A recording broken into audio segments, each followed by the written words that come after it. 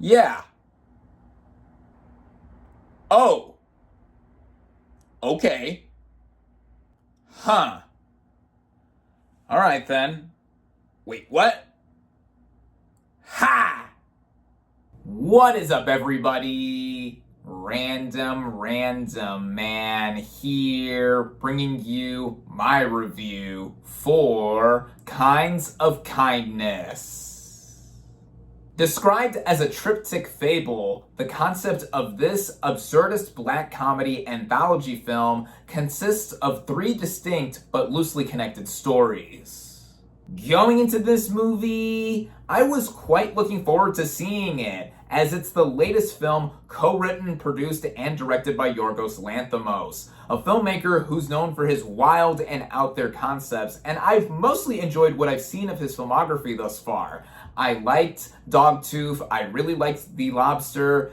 I did not like The Killing of a Sacred Deer. That had his tendencies that just didn't click with me there, but I adored The Favorite, one of my favorite films of 2018, and I also loved last year's Poor Things, one of my favorites of 2023, with Kinds of Kindness now coming 6 months after this film, though it was already finished before this film. And so yeah, I was looking forward to this film being now the newest one by Lanthimos, having a cast like Emma Stone returning after the previous two collaborations that I've loved with Lanthimos, Jesse Plemons coming in, both of them also starring in Lanthimos' next movie that's coming out next year, fall of 2025, the rest of the cast, it being an anthology movie consisting of three technically short films put into one, looking to see what thematic sensibilities would be put there, and just a lot of other stuff in between had me say, yes, I wanted to head out and see this thing in theaters, which I did, where it is only currently available. Now, unlike what I usually do in starting out with the cast and their performances, because this is an anthology film consisting of three different segments, I'm actually going to go through them each one by one,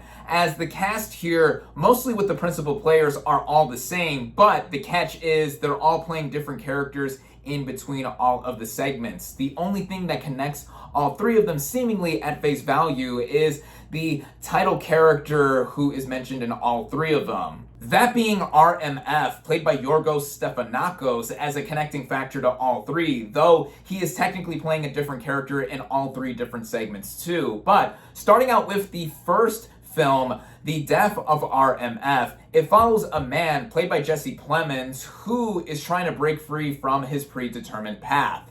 His wife is played by Hong Chow, and his boss is played by Willem Dafoe. Dafoe's character is not just Plemons' boss, he's also someone who is just been really overbearing to him, controlling almost every aspect of his life here. And we have the other main players here. Emma Stone, of course, she plays someone who eventually gets involved with Dafoe's character, and Plemons is eyeing after to try to break free, but also still be attached with his boss. It's weird how the push and pull goes with that. Again, weird for Yorgos Lanthimos, that's par for the course here. Margaret Qualley plays the young wife to Dafoe's character, and then the other two principal players that show up in the rest of the movie as well as different characters, of course, are Mamadou Athie and Joe Alwyn. And with this film, The Death of RMF in particular, I want to first start out with Plemons' performance, as not just here, but with the rest of the movie.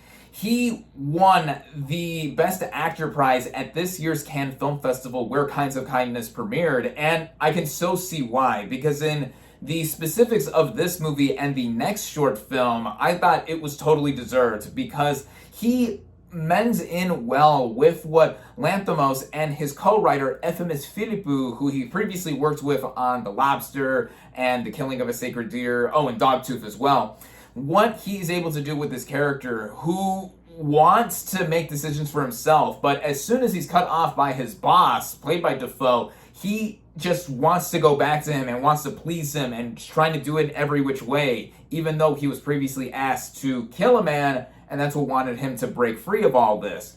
That, I think, with this short film, I think made me like it the most, and also it was the most unpredictable out of all three of these. Seeing the cogs turn in Clemens' character's head, trying to get back in with his boss, also brought on a lot of unpredictability too, because he is doing things that he wouldn't have initially wanted to do, despite him wanting to get out of it, coming back in. Again, like I said, this whole cyclical thing that's going on with this one in particular had me the most into it, and by the end, as I showed in the intro with my initial reactions to this, I was like, yeah, this is a classic Lanthimos film right here. Now, the second film is called RMF is Flying and follows a cop, played by Jesse Plemons, who is questioning the demeanor of his marine biologist wife, played by Emma Stone, after returning from a supposed drowning. The other main players here include Willem Dafoe as the dad of the wife, Mamadou Athie as the cop partner to Plemons' character, Margaret Qualley plays his wife, Hong Chau plays the wife of another colleague who has come back from this drowning, and then we have Joe Alwyn coming back as another bit character, though in the next film he'll have a bigger part, as I'll mention. And with this movie, I think that this one I had a lot of intrigue in watching it as well, because we once again follow Plemons as the central character, and he's trying to figure or suss out what is up with his wife. I mean, initially, he is so worried and longs to have his wife back, but then once his wife is found, he's like, something's not right, something is up with her. And the entire time he's trying to figure it out. And here, like I mentioned with the first short film, Plemons really does a lot of work here that I thought warranted him winning the Best Actor prize at Cannes. And then Emma Stone playing his wife here. This is again the third collaboration between her and Yorgos Lanthimos. Just with the previous film, Poor Things, earlier this year, earning her second Best Actress Oscar prize, which I thought was totally deserved. She shows off why she is among our best actresses of her generation, and showing the range that she has across all three of the films here. This film specifically, I want to give marks to as well for being the funniest out of all three of these shorts. A lot of it has to do with the stilted dialogue that is not as full on as what Lanthimos has done with his other movies, but in this particular context with how this through line of the story goes, it had me and my audience laughing a lot. A couple of belly laughs from me in particular, because just of how ridiculous some of the situation is before Stone's character comes back and is found, and even just how the pace moves out with this one. This one I thought was the most well-paced of all three segments here. Now, I actually thought that initially this would be my favorite of the first two films at least, until we got into the final few minutes or so, and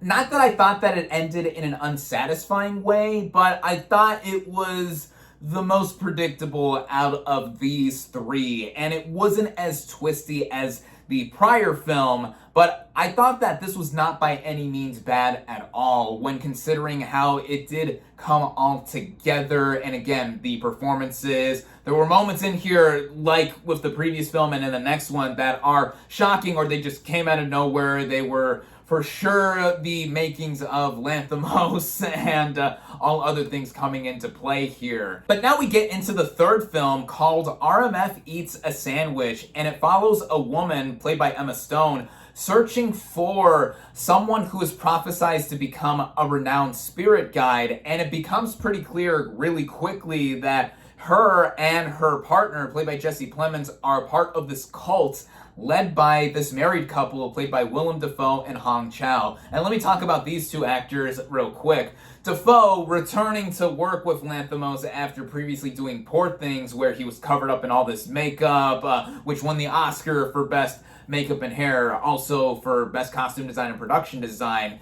Yeah, like, he is a class act, and he really does lean into the weird of what Lanthimos has called for with these two movies that he's done. Hong Chau, with her demeanor fitting the stilted nature of what most of Lanthimos' movies have done up until this point, I thought worked here as well. And then the other major players here include Margaret Qualley, who plays twins, and they're pretty important to this one in particular. Joe Alwyn plays the wife to Stone's character, and both of whom are separated because of her trying to search for this person to satisfy the cult that she's in. Mamadou Athie plays a morgue doctor, and then in this same location, initially, we see another player here, played by Hunter Schafer, who only shows up in this third and final film. And I really like Hunter Schafer from Euphoria, and here, though she's really in this film for one or two scenes at the most, I thought she did well as well. With this film, I was easily the most perplexed by it because I felt that it was the most slow out of the three that we got here. The first one was a slow build, but I thought it did build to something. And then the second one, like I said, was the most well-paced out of the rest of them because of the constant intrigue that was happening until the final few minutes, but that didn't ruin it completely for me. With this one, though, we see Stone's character have a clear drive, just like her literally driving this purple Dodge Charger as she just revs it up and just speeds around. She is desperate to look for this person so that she is further accepted into this cult. And that is a running theme that I picked up really quickly with all of what is inside Kinds of Kindness, to where all of them are about a main player trying to look for acceptance of some sort. In the first film, Plemons is trying to be accepted by Defoe playing his boss. In the second one, Plemons, again, is trying to find acceptance in his wife, played by Stone, but is not entirely sure about it and is just wanting to have a peace of mind. And now with this third film, with Stone being the main player here, her trying to find this person to be further accepted by this cult, yeah, again, that is one big running theme of all three of these segments. But I feel here it was the most aimless because we are mainly following her around, just literally driving around with her purple Charger and also wanting to be close with her family again, but also not because she has this mission that she's doing with Plemons' character, and all that comes in between. I don't think it was as sound as what was shown before, at least with how I was personally looking forward to this segment the most, because of course it was played up a lot that Emma Stone was dancing in the first trailer that we saw, just like how she was iconically dancing to that one moment in Poor Things. But yeah, that is how I felt about this film in particular. It was the most disconnected in comparison to the other two, I guess, not in terms of themes, but in terms of how they're all running together with a through line to try to say something in particular. And when it is all said and done, the movie altogether runs at about 2 hours and 45 minutes, so quite a lengthy one, but you're technically getting 3 short films for the price of 1 movie ticket, so that's a bargain right there. But with the third film, I thought it was the most sluggish, and I was feeling the running time towards the end, literally with that segment. But I would be remiss if I didn't mention the technical elements with this film, because a lot of frequent collaborators behind the camera do return for this Lanthimos picture, like cinematographer Robbie Ryan. All 3 of these sequences look great. The composer here is Jerskin Fendrix, who previously did Poor Things with Lanthimos, and that was his first film score, and I was mighty impressed with that and how weird and unique it was. Here, we have a lot of piano. We have a lot of piano keys either striking individually to rack up tension, or even some vocals, like choir voices, lower tenor or baritone voices being used for certain moments. Feeling very Lanthimos, I think. Both of these guys are on the same page in terms of having music supplement what visually is happening. And yeah, with the movie having itself be something that is unique in that not a lot of anthology movies from renowned directors like Yorgos Lanthimos, or I should really say he is like an auteur, I think that is something that does make the movie worthwhile, even with the caveats that I had in between, with how loose these films were connected, though done on purpose. I felt that in particular with the third one, maybe a rewatch would remedy all of this. Also, in looking for some more stuff that was working thematically on the movie's level that it was already creating, that I think is synonymous with the filmmaker anyway, because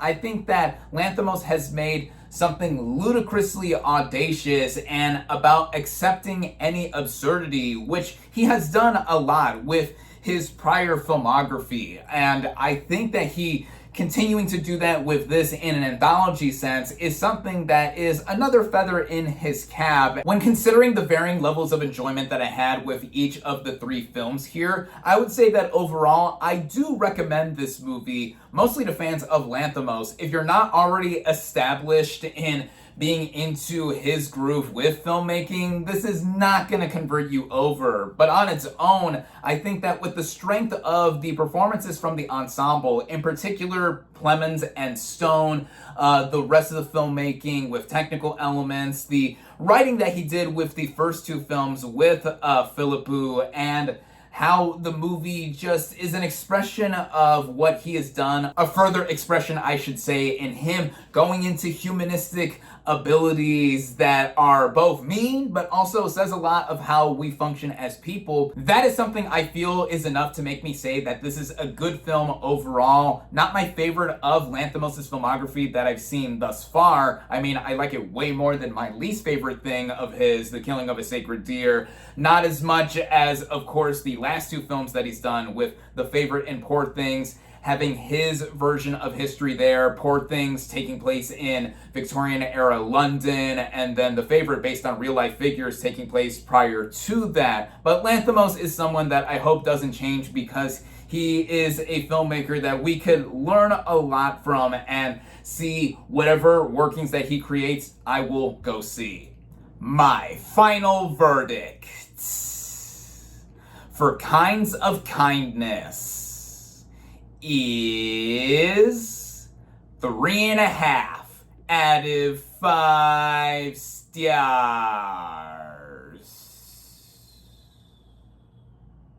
Thank you all, as always, for watching. Be sure to like this video, comment on what you thought of Kinds of Kindness, social media links in the description, subscribe to my channel for more, and I'll catch you on the next movie review.